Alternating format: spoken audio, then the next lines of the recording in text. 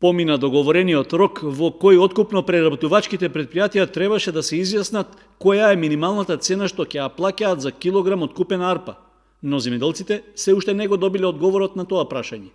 Иако на седбата во Министерството за земјоделство, на која присуствуваа представници од Сдруженијето на оризопроизводители Бело злато и на независниот синдикат на индивидуални земјоделци, било договорено уште во текот на минатата недела откупувачите да го кажат својот став за цената, тоа досега не е испочитувано.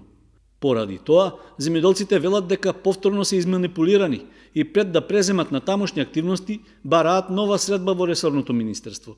Тие ветија дека ќе има откуп и цена, него сето тоа си остана само празно ветување од нивна страна. Сега ние нареден чекор поднесовме ново барање до Министерство за земјоделие, на кое што се уште немаме добиено одговор за прием кај заменик министерот Костадиновски во кабинетот. Што ќе барате на таа седба? Па, нашите барања се едно и единствено.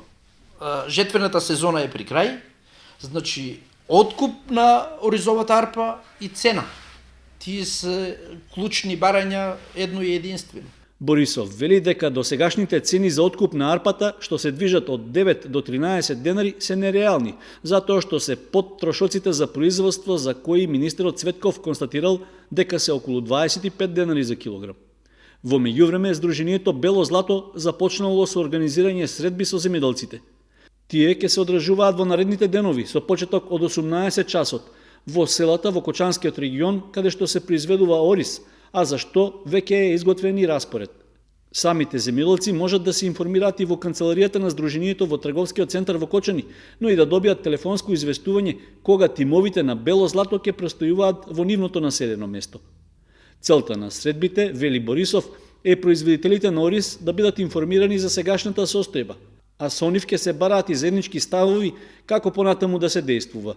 Оризопроизводителите одгледувањето на оризот го работат со загуба и затоа за 2017 година се на дилема, ако остане оваа цена, дали ќе се сее оризовата култура.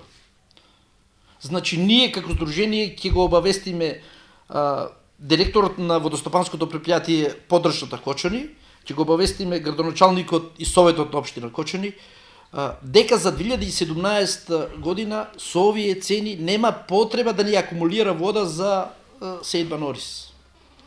Али со поддршка на поголем дел од земјоделците. Од Сдруженијето на оризопроизводители очекуваат до крајот на оваа недела да се сретнат со заменикот министер за земјоделство. Велат дека по средбата треба конечно да биде познато дали ќе се почитува ставот од и килограм арпа не треба да се откупува под границата од 20 до 25 денари.